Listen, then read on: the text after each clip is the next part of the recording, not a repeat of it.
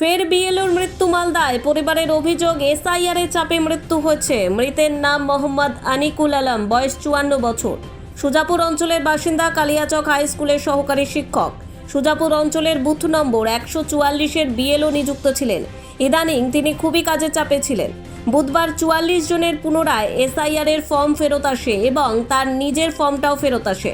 সেই সময় সকালবেলা বুকের ব্যথা নিয়ে অসুস্থ হয়ে যায়। তড়িঘড়ি সুজাপুর প্রাথমিক হাসপাতালে চিকিৎসা করিয়ে আসেন। তারপর আবার এসআইআর এর কাজে বিডিও অফিসে যান। সেখান থেকে অসুস্থ অবস্থায় বাড়ি ফেরেন। বাড়ি ফিরে আরও বেশি অসুস্থ হলে হাসপাতালে নিয়ে গেলে বৃহস্পতিবার সকাল 9টায় শেষ নিঃশ্বাস ত্যাগ করেন। এই ঘটনায় শুরু হয়েছে রাজনৈতিক চর্চা। কি রকম চাপে ছিল এবং কি কি চাইছেন? প্রথমত হচ্ছে আমার বাবা হচ্ছে কালিয়াচক হাই স্কুলের টিচার, আনিকুল মাস্টার মশাই আপনারা সবাই চেনেন। আমার মায়ের প্রায় 3 অথবা 4 বছর এরকম একটা অ্যাপ্রক্স টাইম থেকে আমার মায়ের দুবার হার্টের সার্জারি করাই দুর্গাপুর মিশন হসপিটাল থেকে। হিপ জয়েন্ট অপারেশন করাই, তারপর ইউটেরাস টিউমার।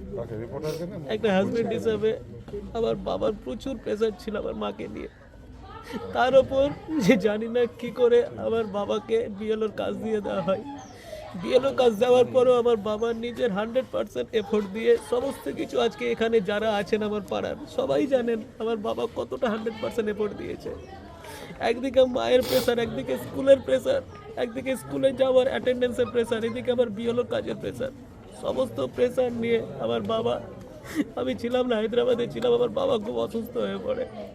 আমি রাত্রিবেলা এসে আমার বাবা কাশি কেসেই যাচ্ছে আর বুকে ব্যথা হচ্ছে।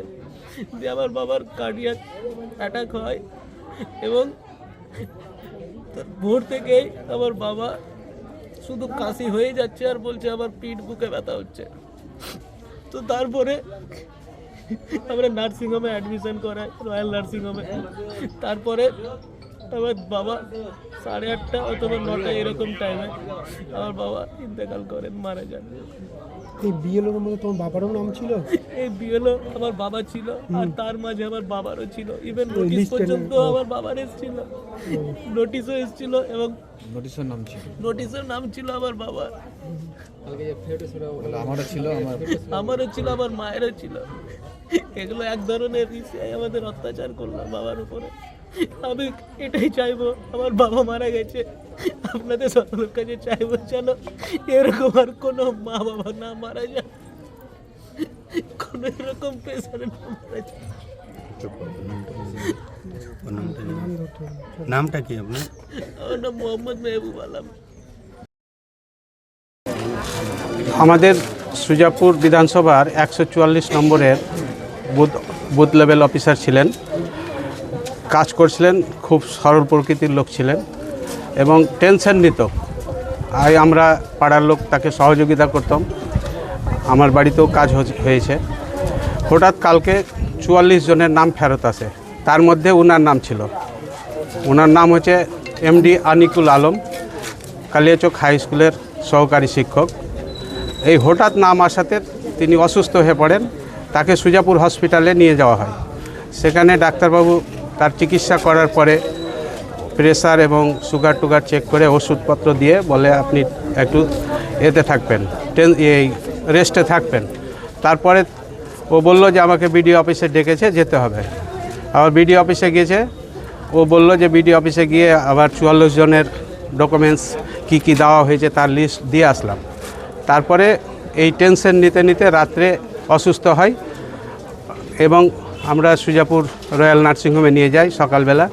সেখানে হার্ট অ্যাটাক করে মারা গেছে। এই যে এসআইআর এর চাপ, যিনি বিএলও ছিল, লোকের নাম বাদ পড়ে যাবে তার একটা টেনশন, পাড়ার লোককে কি জবাব দিবে তার একটা টেনশন, এবং নিজেরও নাম চলে এসছে এটাও একটা টেনশন। এই জন্যই মারা গেছেন।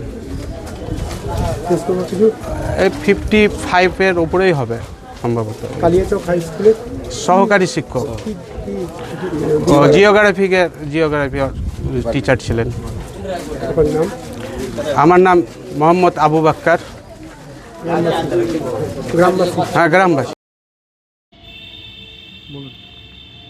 খুবই দুঃখের খবর, শোকের খবর যে কেন্দ্রের খুনি সরকার, বিজেপি সরকার এবং তার দালাল নির্বাচন কমিশন এসআইআরের নামে পশ্চিমবঙ্গের বুকে মৃত্যুর মিছিল শুরু করেছে।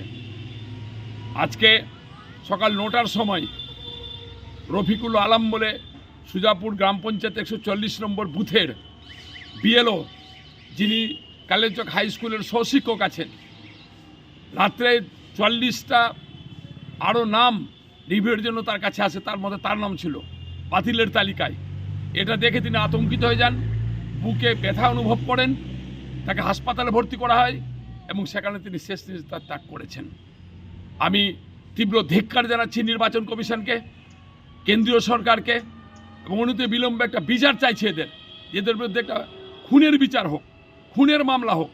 আজকে এই বিএলও, সাধারণ মানুষ, BLO2 এদেরকে এসআইআরের নামে মেরে ফেলার একটা ষড়যন্ত্র কেন্দ্রীয় সরকার এবং তার দালাল নির্বাচন কমিশন করছেন। মালদা থেকে পরিতোষ সরকারের রিপোর্ট, কুলিক নিউজ।